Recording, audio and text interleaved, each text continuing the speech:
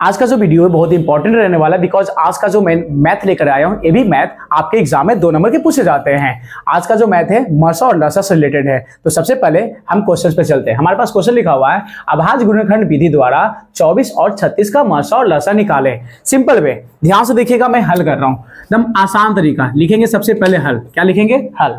Simple way में 24 बोला ना तो 24 इसका एलसीएम ले लीजिए। 2 से लोगे तो 12 दूनी 24, 2 से करोगे 6 दूनी 12 और 2 से करोगे तो 3, फिर 3 से करोगे एक बार में। क्लियर? सबसे पहला। उसके बाद 36 है ना, 24 और 36 इसका करोगे तो 2 से 18 दूनी 36, 2 से लगाओगे 9 दूनी 18, 3 से लगाओगे 3 तिहाई 9 और 3 से लगाओगे 3 1 जा 1।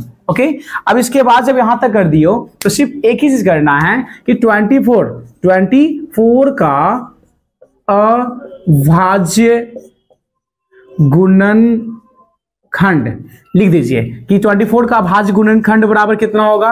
तो चेक कर लीजिए 1 2 3 जो भी है ना गुणनखंड लिख दीजिए। 2 गुने 2 गुने 2 गुने 3, 2 दिन 4 दिन 8 है 24। 1 का कोई महत्व रहता नहीं है बिकॉज आपको पता है कि 1 का उतना महत्व रहता नहीं है। उसके बाद आगे करते हैं 36 का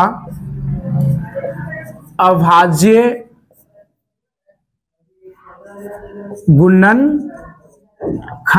तो 26 का अभाज्य गुणनखंड निकालने के लिए हमने जो निकाले हैं उसको लिख दीजिए 2 मल्टीप्लाई 3 मल्टीप्लाई 3। यहां पे ये हमने लिख दिया। सब सिंपल बता रहे, कोई पावर का सिस्टम नहीं, एकदम साधारण। आप ऐसे बनाइए, कोई गलत नहीं होगा।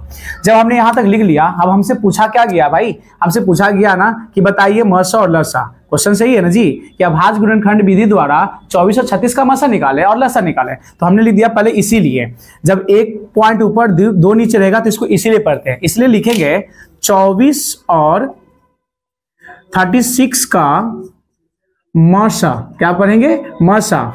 तो भाई मसा का रूल है कि जो मिलेगा ना उसको लिख दीजिए। 2 ऊपर है, 1 2 नीचे है, कहीं रहे उससे मतलब नहीं, आगे पीछे से मतलब नहीं है, ठीक है, रहना चाहिए।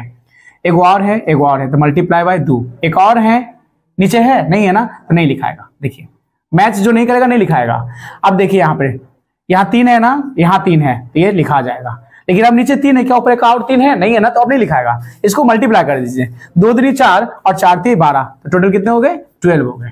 तो ये हमारा मसा का मान आ गया 12, ये याद रखिएगा। ओके, उसके बाद अगर हम आगे चलते हैं तो हमको लसा निकालना था। लिखेंगे कि इसीलिए 24 और 36 का लसा ओके बराबर। तो लसा का रूल भी वही है, पहले जो मिलता है उसको लिखो। ये दोनों मिला ना, इसको लिख दीजिए। ठीक है, मैं काट के दिखा रहा हूं ताकि आपको समझ में आ जाए। ये दोनों मिला ना, इसको लिख दीजिए।